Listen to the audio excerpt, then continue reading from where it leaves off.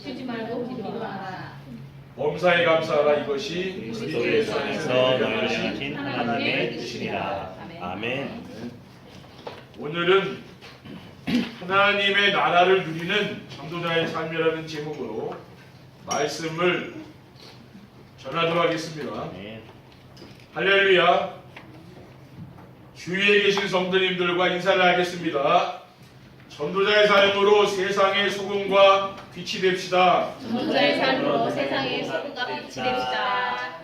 전도자의 삶으로 세상의 소금과 빛이 되는 교회를 만듭시다. 전도자의 삶으로 세상의 소금과 빛이 되는 교회를 만듭시다. 하나님은 우리를 죽어가는 세상을 살리는 소금과 어두운 세상을 밝히는 빛이라고 했습니다. 아멘. 마귀에게 종노릇하며 죽도록 고생을 하다가 영원한 불구덩이에 들어갈 수밖에 없었던 우리를 구원하여 하나님의 자녀가 된 것도 감사한데, 전도자의 삶으로 세상의 소금과 빛이 되도록 해주신다니 그 은혜를 우리가 무엇으로 갚을 수 있겠습니까? 저는 2019년도를 맞이하여 메시지를 전하면서 우리 교회가 많이 변화되었다는 것을 느낍니다. 우리 성도님들 가운데 혼자서 기도가 되어지는 성도님들이 계시고, 또 찾아오는 전도의 축복을 누리며 말씀에서 응답이 보이는 행복한 성도들의 고백을 보면서 이것이 바로 신앙생활이요 진정한 전도자의 삶이구나, 이런 생각을 하게 되었습니다. 그래서 지난 3주 동안 우리의 삶을 돌아보니 전도자의 삶이란 하나님의 나라를 누리며 사는 것이었습니다. 그래서 오늘 말씀의 제목을 하나님의 나라를 누리는 전도자의 삶이라고 한 것입니다. 첫 번째, 하나님의 나라를 누리는 전도자의 삶이란 무엇입니까? 혼자 있을 때 기도로 하나님 나라를 누리며 사는 것입니다. 전도자의 삶이란 혼자 있을 때 말씀을 붙잡고 정시예배를 드리며 기도하는 것입니다. 매주일마다 선포되는 하나님이 강단을 통해 주신 언약 미션 비전의 말씀을 붙잡고 순종하는 삶을 사는 것이죠. 언약은 복음이고 미션은 전도고 비전은 기도입니다. 그리고 전도자의 삶이란 삶의 현장에서 하나님이 주신 자녀의 권세를 누리며 사는 것입니다. 베드로서 2장 9절에 보면, 그러나 너희는 택하신 족속이요 왕같은 제사장들이요 거룩한 나라요 그의 소유가 된 백성이니 이는 너희를 어두운 데서 불러내어 그의 귀한 빛에 들어가게 하신 이의 아름다운 도를 선포하는 게 들어있습니다. 그리고 전도자의 삶이란 무엇입니까? 만남과 사건 속에서 하나님의 계획을 찾아 누리며 사는 것입니다. 하나님의 나라를 누리는 전도자의 삶이란 무엇입니까? 삶의 현장에서 되어지는 전도의 축복을 누리며 사는 것입니다. 전도자의 삶을 살게 되면은 삶의 현장에서 하나님이 예비한 절대 제자를 만나게 되는 겁니다. 하나님이 준비하신 절대 제자를 만나기 위해서는 하나님이 나와 함께 하시는 증거를 찾아 드려야 됩니다. 하나님이 나와 함께 하시는 증거를 어디서 찾을 수 있습니까? 하나님은 말씀으로 우리와 함께 하시며 말씀으로 우리를 인도하십니다. 그래서 우리가 함께 예배를 드리고 받은 말씀을 붙잡고 정시 예배를 하는 겁니다. 그리고 전도자의 삶을 살게 되면은 삶의 현장이 하나님이 준비한 절대 현장으로 바뀌는 거죠. 정말 복음을 가지고 임마누엘의 축복을 누리면은 다른 사람이 보지 못하는 영적인 세계가 보입니다. 그래서 하나님이 준비해둔 그런 현장이 보이게 되는 거죠. 그리고 전도자의 삶을 살게 되면은 삶의 현장이 사람을 살리는 절대 시스템으로 변하게 되는 겁니다. 절대 시스템이란 무엇입니까? 복음을 위하여 생명을 건 사람들이 모인 것을 말하는 거죠. 사도행전 1장 14절에 보면 여자들과 예수의 어머니 마리아와 예수의 아우들과 더불어 마음을 같이하여 오로지 기도에 힘썼다고 했습니다. 마가다 낙방에 모인 사람들은 죽음을 두려워하지 않는 사람이 모인 거죠.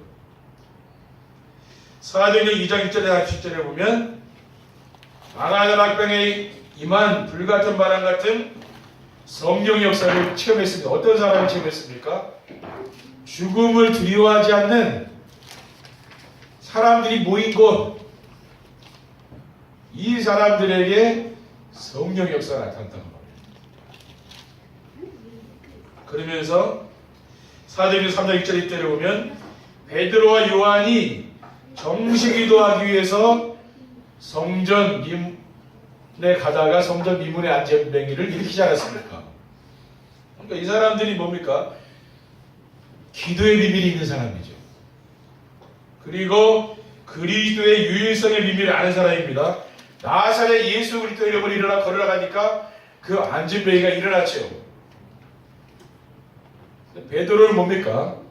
복음이 완전히 각인뿔이 체리되어 있는 거죠. 그러니까 그 앉은 맹위를 볼 때 복음이 필요한 걸 아는 거 아니에요. 사도행전 4장 12절에 보면 다른 이로서는 구원을 받을 수 없나니 천하 사람 중에 구원을 받을 만한 다른 일을 우리에게 주신 일이 없음이라고 했습니다. 베드로는 이거 어디서 이야기한 겁니까? 법정에서 말 함부로 놀리면 어떻게 됩니까? 죽을 수도 있는 거라니까요.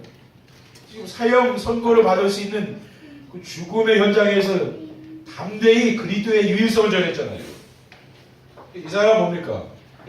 죽음을 두려워하지 않는 사람이죠. 그러니까 우리가 어떤 신앙이 되어야 되느냐면요, 죽음을 두려워하지 않을 정도로 되어야 되는 거죠. 그렇죠? 히브리서 11장의 인물들, 이런 사람은 죽음을 오히려 환영하고 기뻐했잖아요.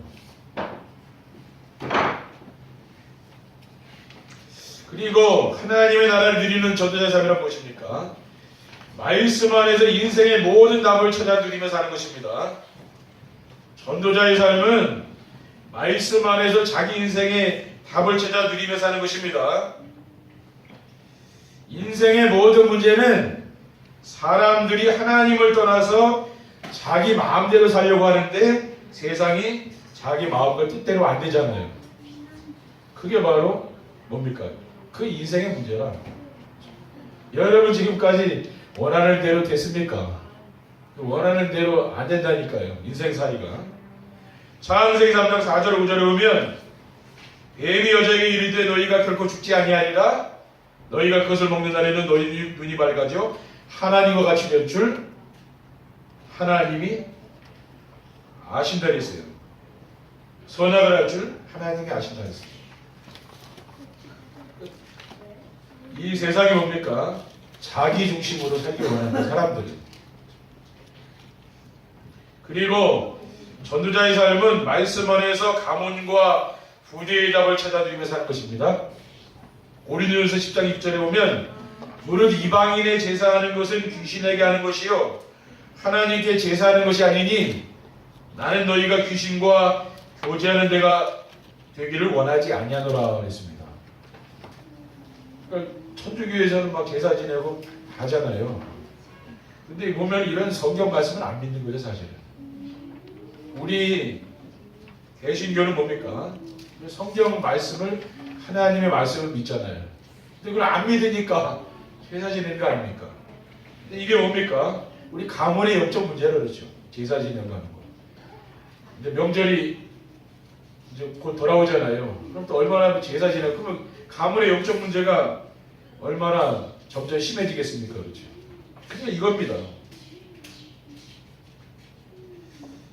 이런 걸 끊어야 되는 거죠, 우리가. 그렇죠. 그리고 전도자의 삶은 말씀 안에서 나라와 시대의 답을 찾아 누리며 사는 것입니다. 두 번째, 하나님의 나라를 누리는 전도자의 삶을 살려면 어떻게 하면 됩니까? 여러분이 하나님의 나라를 누리려면은 기도에 응답하신 하나님을 누리는 비밀이 있어야 됩니다. 참된 기도는 문제 해결이나 소원을 붙잡고 하는 것이 아닙니다. 하나님이 주신 언약의 말씀을 붙잡고 말씀 성취의 응답을 받는 것입니다. 그리고 참된 기도는 몸과 마음과 생각을 하나님께 집중하는 거죠. 그러니까 육신의 질병은 뭡니까? 하나님을 만날 수 있는 좋은 기회가 되는 거죠. 우리가 그래서 병든 사람한테 찾아가면 뭡니까? 그 사람이 복음을 받고 영접하는 걸 많이 보잖아요. 그리고 하나님 나라에 집중하게 되면은 육신이 치유되는 거죠. 그리고 마음의 병이 든 사람은 뭡니까? 지극히 선한 것을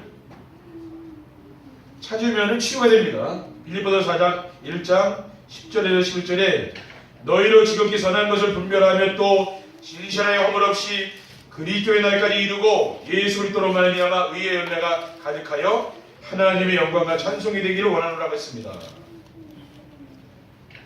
그리고 문제 속에서 하나님의 계획을 찾으면은 영원히 치유되는 거죠. 그리고 참된 기도 응답은 무엇입니까? 나와 함께 하시는 하나님을 느끼면서 하는 게 참된 기도 응답이라는 말이에요.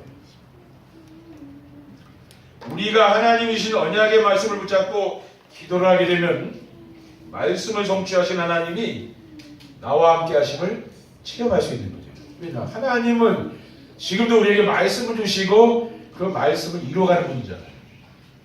그렇기 때문에 우리는 예배를 통해서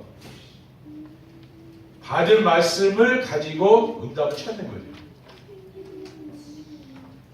하나님의 나라를 누리는 전도자의 삶을 살면 어떻게 하면 됩니까? 삶의 현장에서 구원 사역을 이루는 하나님을 누리는 비밀이 있어야 됩니다. 만나는 사람들과 정세배 시간에 붙잡은 언약 미션 비전을 나누면 됩니다. 지금 성도들에게 가장 안 되는 것이 무엇입니까? 말씀을 붙잡고 정시기도가 안 되는 거죠. 문제가 생기거나 마음의 소원이 있을 때는 기도가 되는데 평상시 말씀을 붙잡고 기도하는 정시기도를 못하는 겁니다. 그리고 만나는 사람들에게 자신이 기도 시간에 누린 임마누엘의 축복을 나누면 되는 겁니다. 그러면은 구원 사역을 이루시는 하나님을 체험할 수 있다는 말이에요. 그리고 만나는 사람들이 해결하지 못하는 고민하는 문제가 있잖아요. 고민하는 문제에 대한 답을 뭡니까? 그리스도로 주면 되는 거죠. 그리스도가 답이잖아요. 그러면은 하나님께서 구원 사역을 이루시는 분임을 우리가 체험할 수 있다고 말합니다. 그리고 하나님의 나라를 누리는 전도자의 삶을 살면 어떻게 됩니까? 말씀 안에서 붙잡아야 될 언약과 순종해야 할 미션과 이루어질 비전이 보여야 되는 거죠. 우리가 말씀 안에서 붙잡아야 될 언약은 뭡니까? 그리스도와 임마누엘과 감당 메시지입니다. 언약의 말씀은 영원한 생명을 누릴 수 있는 절대 언약이지요. 그게 그리스도예요. 그리고 영원한 생명을 누리며 살 수 있는 기본 언약이 뭡니까? 임마누엘입니다. 또 임마누엘을 체험할 수 있는 조건 언약이 뭡니까? 감당 메시지. 그러니까 감당 메시지를 순종하고 따라가면은 하나님이 나와 함께하는 것을 늘 체험하는 거죠. 그리고 말씀 안에서 순종에 대한 미션은 무엇입니까? 세계복음화와 제자와 전도자의 삶입니다. 그러니까 부활하신 그리스도께서 명령하신 세계복음화와 세계복음화를 위해 주님께서 준비해두신 제자를 찾아 세우는 것과 제자를 찾아 세울 수 있는 그를 준비하는 것이 바로 전도자의 삶이에요. 그래서 절대 미션이 뭡니까? 세계복음화죠. 그럼 기본 미션은 제자. 그럼 도전 미션은 뭡니까? 그거는 그릇 준비하는 겁니다. 그러니까 우리가 이 전도자의 삶을 살면 그릇을 준비하는 거예요. 그게 정시예배입니다. 정시예배를 드리시면 여러분이요 그릇이 준비된다고 말해요. 사도행전 9장 15절에 보면 주께서 이르시되 가라 이 사람은 내 이름을 이방인과 임금들과 이스라엘 자손들에게 전하기 위하여 택한 나의 그릇이라고 했습니다. 그 왜 그릇을 우리가 왜 그릇 삽니까? 그 뭐 쓰려고 그릇 우리가 만들고 사는 거 아니에요, 그렇죠? 하나님 우리 쓰시려고 그릇 만드시는 거 아니에요. 우리가 하나님께 쓰임 받는 게 가장 큰 복이라니까요. 워너메이커 이런 사람 하나님이 썼잖아요. 성경에 렘넌트들 보면 하나님이 그 사람 써야 돼. 하나님이 안 쓰면은 아무리 해도 안 된다니까요. 그렇죠? 여러분이 있는 재능 뭐 이렇게 하나님 쓰셔야 돼요. 내가 아무리 준비해서도 하나님이 안 쓰면 그게 소용없다니까요. 마이크도 뭡니까? 이게 하나님께 구별된 것은 성물이잖아요. 다르다니까요. 하나님께 쓰임받고 있잖아요. 우리 인생도 마찬가지예요. 하나님께 쓰임받는 게 최고 축복이라니까요. 근데 그렇게 생각하면은 우리가 얼마나 큰 복을 받은 사람입니까? 그렇죠? 근데 안타까운 것은 이걸 잘 모르기 때문에, 이걸 잘 모르기에 세상 것은 정말 좋은 건지 아는데, 우리가 이 영적인 것을 깨닫는 지혜가 있게 기도해야 됩니다. 그렇죠? 이게 엄청난 복인데, 이걸 못 깨달으면 우리가 어떻게 합니까? 그렇죠? 그게 제일 큰 복이거든. 우리가 세상에서 아무리 막 살아도요, 저는 말씀 듣는 시간이 제일 좋더라고요. 하루 중에. 강단 말씀드리면서 은혜 받고 하루 시작하고 마무리하는 게 제일 좋더라고요. 그러니까 여러분은 뭐가 제일 좋습니까? 하루 살 때. 그게 내 인생의 기준이 거기 있는 거예요. 그거 보시면 안 된다. 나는 뭐 할 때 제일 행복한지 보면은요, 그게 내 인생의 기준이라. 여러분이 정시예배가 그렇게 바뀌시면 돼요. 내 삶의 기준으로. 그럼 뭡니까? 그 인생이 행복해지는 겁니다. 그리고 말씀 안에서 이루어질 비전은 그리스도의 재림과 하나님 나라의 상급입니다. 마태복음 24장 14절에 보면 이 천국 복음이 모든 민족에게 증언되기 위하여 온 세상에 전파되리니 그제야 끝이라고 했습니다. 그리고 말씀 안에서 찾아 붙잡아야 될 비전은 세계 복음화의 이후에 오실 그리스도의 재림과 공중에서 주님을 만나 혼인잔치에 참석한 후 영원한 천국에 들어가 1000년 동안 왕노릇하며 사는 것입니다. 계시록 24장 6절에 보면 이 첫째 부활에 참여하는 자들은 복이 있고 거룩하도다. 둘째 사망이 그들을 다스리는 권세가 없고 도리어 그들이 하나님과 그리스도의 제사장이 되어 1000년 동안 그리스도와 더불어 왕노릇하리라고 했습니다. 이게 1000년 왕국이 여기 들어가서 주님과 함께 왕노릇한다 그랬잖아요. 이게 뭡니까? 이게 우리의 비전이라는 거죠. 비전이라는 건 이 땅에 있는 게 아니라니까요. 뭡니까? 영원한 하늘나라, 그게 비전이에요. 알겠습니까? 그게 비전이라는 거예요. 세 번째 결론입니다. 하나님의 나라를 누리는 전도자의 삶을 살게 되면 어떻게 됩니까? 항상 기쁘고 쉬지 않고 기도가 되어지며 범사에 감사가 되어집니다. 혼자서 기도가 되어지고 찾아오는 전도가 되어지며 말씀에서 응답이 보이는 삶을 살게 되면 하나님의 나라를 누리는 삶이 된다는 거예요. 여러분이 하나님의 나라를 누립니다. 그러면 언제 어디서든지 누구를 만나든지 마음이 기쁘고 감사가 나오고 조급하지 않은 거죠. 근데 여유가 있어요. 그러니까 다른 사람을 배려할 수 있죠. 여유가 있으니까. 그리고 하나님 나라를 누리는 전도자의 삶을 살게 되면 어떻게 됩니까? 안 되는 예틀이 깨어지고 되어지는 새틀이 갖춰야 됩니다. 그러니까 우리는 예틀을 자꾸 깨야 되는 거죠. 그게 뭡니까? 나 중심, 물질 중심, 성공 중심의 내 기준의 틀이 있잖아요. 이것을 깨라고 말해요. 우리는 뭘 중심으로 살아야 됩니까? 복음 중심으로 살아야 되는 거죠. 그리고 불신앙에서 나오는 것이 뭡니까? 된다 안 된다는 거 있잖아요. 내 수준이거든요. 그거를 깨버리라고 말해요. 하나님이 하시면 되는 거 아니죠? 그렇죠. 그리고 인본주의에서 나오는 할 수 있다 없다고 하는 교회 표준의 뜰을 깨라. 하나님이 역사하면 되는 거 아닙니까? 그렇죠. 우리가 한다고 되는 건 아니잖아요. 하나님이 하셔야 되는 거죠. 우리는 이 말씀 속으로 들어가면 누가 합니까? 하나님이 너무 기뻐해서 하나님이 복을 내린다는 건 그게 진짜 맞다니까요. 우리가 열심히 해가지고 응답받는 것보다 하나님이 진짜 기뻐해가지고 주는 응답이 더 좋은 거라니까요. 왜냐? 자녀니까 주는 거예요. 내가. 그래서 그리스도가 오직이 되고 하나님 나라를 누리는 유일성에 응답을 받고 오직 성령 충만받아서 증인이 되는 재창조의 힘을 누리는 거죠. 이렇게 세 틀을 갖추면 됩니다. 올해는 이 틀을 갖고 되는 거죠. 그리고 하나님 나라를 누리는 전도자의 삶을 살게 되면 어떻게 됩니까? 현장을 살리는 소금과 어둠을 밝히는 빛이 되는 겁니다. 중직자들은 3기업의 축복을 받는 거죠.